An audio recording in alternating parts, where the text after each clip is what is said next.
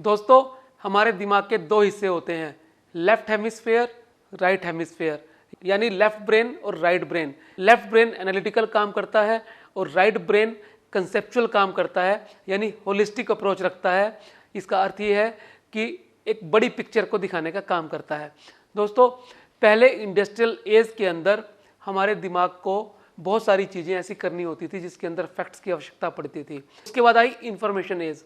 Information age के अंदर भी हमें बहुत सारी सूचनाएं एकत्र करनी होती थी, इसलिए फैक्चुअल यानी फैक्ट्स वाले दिमाग का, एनालिटिकल वाले लेफ्ट ब्रेन का ज़्यादा यूज होता था। इसलिए ये माना जाता था कि वो लोग जिनका लेफ्ट ब्रेन ज़्यादा अच्छा काम करता है वो ज़्यादा बेहतर तरीके से सफल हो पाते हैं, बजाय उन लोगों के जिनका राइट ब्रेन काम करता है। राइट ब्रेन फैक्ट्स पे काम नहीं करता, ये इमोशंस पे काम करता है, क्रिएटिविटी पे काम करता है। दोस्तों, यदि कोई व्यक्ति लिटरल है, फैक्चुअल है, टेक्सचुअल है, या फिर सिक्वेंशियल है और या फिर एनालिटिकल है, तो उसे लेफ्ट डायरेक्टेड ब्रेन का मालिक माना जाता है। और यदि कोई व्यक्ति मेटाफोरिक है, कंसेप्चुअल है, एस्थेटिक है, तो उसे राइट ब्रेन का मालिक माना जाता है। दोस्तों, ये लड़ाई बहुत लंबे समय से विचारकों के बीच में होती रही है कि कौन सा ब्रेन ज़्यादा अच्छा होता है, राइट या लेफ्ट। आज हम एक नए युग में प्रवेश कर रहे हैं। हम इंफॉर्मेशन एज से कंसेप्चुअल एज की तरफ जा रहे हैं। दोस्तों, 2005 के अंदर लेखक डेनियल पिंक ने किताब लिखी, ए होल न्यू माइंड। बड़ी रेवोल्यूशनरी किताब है। इस किताब की मिलियंस कॉपी बिक चुकी हैं और बहुत लंबे समय तक ये किताब ब्लॉकबस्टर रही है। दोस्तों, इस किताब से हम वो 6 एप्टीट्यूड जानेंगे जो राइट ब्रेन के लिए काम करते हैं, और बहुत ही अच्छे ये कंसेप्ट्स हैं। मुझे उम्मीद है इसको समझकर आप इस नई कंसेप्चुअल एज के बारे में और लेफ्ट राइट ब्रेन के बीच में जो विवाद चलता है उसको अच्छी तरह से समझ पाएंगे, और आप जान पाएंगे कि कैसे इस कंसेप्चुअल एज के अंदर राइट ब्रेन का मालिक होना ज़्यादा बेहतर है। दोस्तों, राइट ब्रेन का पहला एप्टीट्यूड है डिज़ाइन। इस मटेरियल अबंडेंस की दुनिया के अंदर डिज़ाइन का बड़ा महत्व है। दोस्तों, यदि हमें कपड़े लेने हो, अपने घर का फर्नीचर लेना हो, या बिल्डिंग या कोई मकान बनवाना हो, तो हम डिज़ाइन की कदर समझ सकते हैं।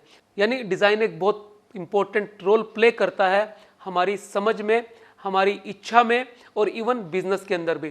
दोस्तों, लंदन स्कूल ऑफ बिजनेस के अंदर एक सर्वे हुआ, एक स्टडी हुई, जिसके मुताबिक यदि डिज़ाइन पे कोई कंपनी 1% खर्च करती है तो वो 3 से 4% प्रॉफिट का ज़्यादा कमाती है। तो इस बात से ये सिद्ध होता है कि डिज़ाइन हमारी डे टू डे की लाइफ के अंदर कितना महत्वपूर्ण रोल प्ले करते हैं।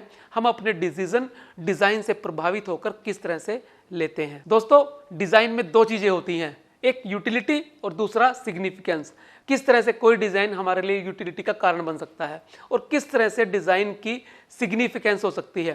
दोस्तों, यूटिलिटी वाला काम करता है लेफ्ट हेमिस्फेयर ऑफ ब्रेन, यानी दिमाग का लेफ्ट हिस्सा, और राइट हिस्सा काम करता है सिग्निफिकेंस का।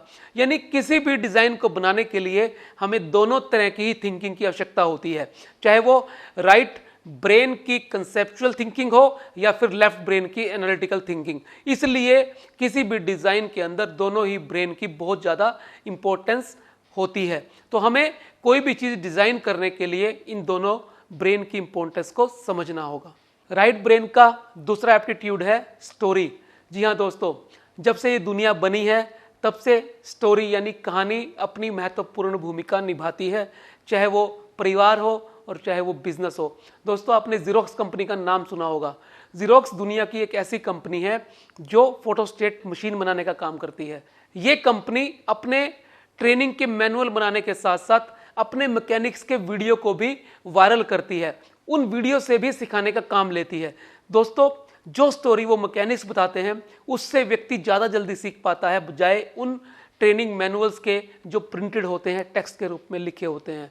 दोस्तों, ये बात सिद्ध हो चुकी है कि आज के इस अबंडेंस के युग में, आज की इस इंफॉर्मेशन एज में फैक्ट के साथ साथ स्टोरी का भी एक बहुत बड़ा महत्व है।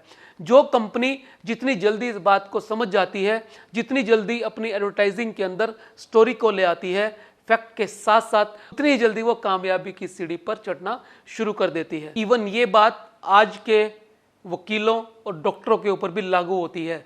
दोस्तों, वकीलों को अपने क्लाइंट की बात सुननी होती है, उनकी स्टोरी समझनी होती है, उस सारी स्टोरी के इर्द गिर्द ही वो अपने आर्गुमेंट डिजाइन करते हैं। दोस्तों, आज के युग के अंदर साइंस ने लॉयर्स और डॉक्टर्स का काम इतना आसान कर दिया है, जो काम मशीन कंप्यूटर्स नहीं कर सकते वही सिर्फ उनके हिस्से में रह जाता है। ये काम है पेशेंट को और अपने क्लाइंट को समझने का। दोस्तों, जितनी बढ़िया तरीके से उसकी स्टोरी को समझ पाएंगे, जान पाएंगे, उतना ही आप उससे कनेक्ट कर पाएंगे और अपने आर्गुमेंट और अपना ट्रीटमेंट उसके हिसाब से ढाल पाएंगे।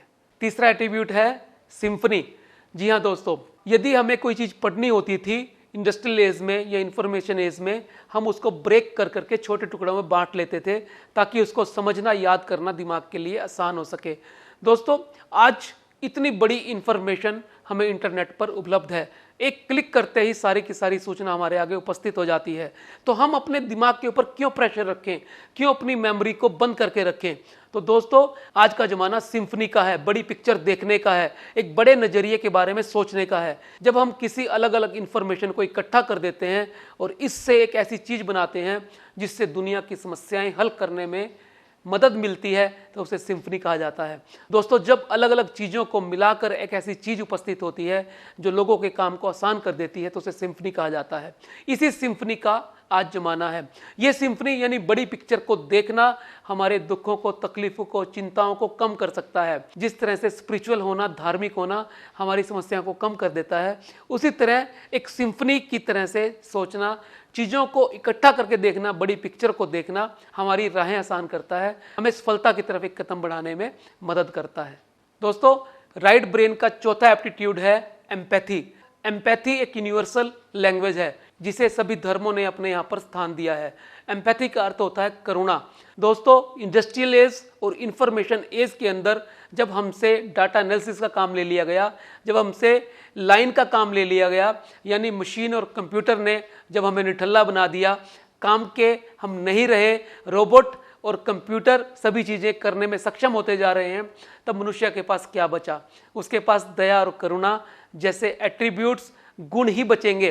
दोस्तों, यदि हम ये भी नहीं कर पाए तो हम करेंगे क्या?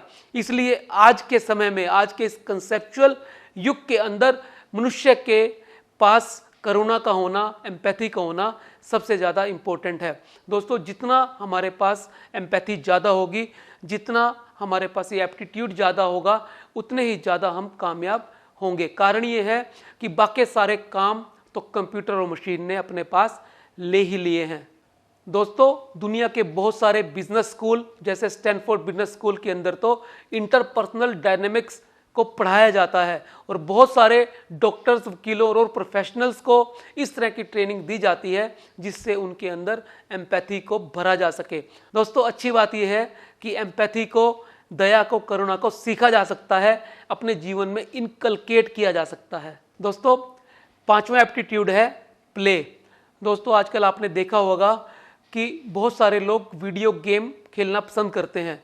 अमेरिका के अंदर तो 6 साल से ऊपर के लगभग 50% लोग, 50% पॉपुलेशन वीडियो गेम खेलती है। वीडियो गेम के अंदर रोल प्ले होते हैं। दोस्तों, ये एक स्टडी में सिद्ध भी हो चुका है कि ये वीडियो गेम्स हमारे दिमाग की क्रिएटिविटी को बढ़ाते हैं, हमारी मेंटल इलनेस को कम करने का काम करते हैं, स्ट्रेस को कम करने का काम करते हैं। और इसके साथ साथ जब ह्यूमर जुड़ जाता है, जब मजाक जुड़ जाता है, जब कोई ऐसी चीज़ जुड़ जाती है जो हमारे दिमाग से हैप्पी हार्मोन डोपामिन रिलीज करती है, तो हमारा स्ट्रेस लेवल कम होता है, हम और ज़्यादा एनर्जेटिक हो जाते हैं, और ज़्यादा क्रिएटिव हो जाते हैं, और ज़्यादा डायनेमिक हो जाते हैं। तो दोस्तों, राइट ब्रेन का ह्यूमर और राइट ब्रेन का प्ले हमें सहज होने में मदद करता है, हमें ह्यूमरस होना सिखाता है, और ये ह्यूमर हमारे जीवन को और ज़्यादा बेहतर बना देता है, हमारे जीवन के अंदर हैप्पीनेस ले आता है, खुशियाँ ले आता है। दोस्तों, सबसे अंतिम और छठा एट्रीब्यूट है मीनिंग। हर आदमी जब परिपक्व हो जाता है, जब भौतिकता से आगे निकल जाता है, तब वो अपने जीवन को कोई मीनिंग देना चाहता है, कोई अर्थ देना चाहता है, जिसे हम स्पिरिचुअल होना भी कह सकते हैं, जिसे हम आध्यात्मिक होना भी कह सकते हैं। दोस्तों, आपने मैस्लोस थ्योरी के बारे में अवश्य सुना होगा, जिसके अंदर सबसे पहले पायदान पर बेसिक नीड्स आती हैं, बेसिक फिजियोलॉजिकल नीड्स आती हैं, रोटी कपड़ा और मकान। दूसरे पायदान पर सिक्योरिटी नीड आती है, हम अपने फ्यूचर को सिक्योर कर लेना चाहते हैं, इतना पैसा कमा लेना चाहते हैं कि हम और हमारे बच्चे जीवन भर के लिए ऐशो आराम में रह सकें। तीसरी नीड आती है सोशल नीड, हम सामाजिक होना चाहते हैं, अपना एक सामाजिक दायरा बढ़ाना चाहते हैं। चौथी नीड आती है एस्टीम नीड, यानी हम अमीर होना चाहते हैं, समाज में अपना एक नाम बनाना चाहते हैं। और पांचवी नीड आती है स्पिरिचुअल नीड, जब हमारी तमाम इच्छाएं पूरी हो जाती हैं, तमाम ज़रूरतें पूरी हो जाती हैं, तब हम स्पिरिचुअल होना चाहते हैं, तब हम आध्यात्मिक होना चाहते हैं, तब हम किसी बड़े पर्पस की तलाश करते हैं, तब हम किसी बड़े अर्थ को खोजते हैं। इसे ही जीवन का अर्थ या मीनिंग खोजना कहते हैं। दोस्तों, इसी के लिए आजकल बड़ी बड़ी कंपनियों के अंदर भी योगा स्टूडियोज बनाए जाते हैं, ग्रीन प्रोडक्ट्स को इनकलकेट किया जाता है। ये सारी की सारी चीज़ें मात्र इसलिए हैं कि हम अपने जीवन का मीनिंग और पर्पस खोज सकें।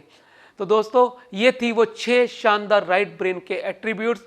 डेनियल पिंक की ए होल न्यू माइंड बहुत ही शानदार किताब है। यदि आप भी जानना चाहते हैं अपने दिमाग के दोनों हेमिस्फीयर के बारे में, राइट ब्रेन और लेफ्ट ब्रेन के बारे में, और अपने जीवन को सहज, सुंदर, टिकाऊ बनाना चाहते हैं, तो आपको ये किताब अवश्य पढ़नी चाहिए। और अगर आपको ये समरी अच्छी लगी है तो इसे शेयर अवश्य करें। मिलते हैं अगले वीडियो में फिर एक नए विषय के साथ। तब तक के लिए नमस्कार।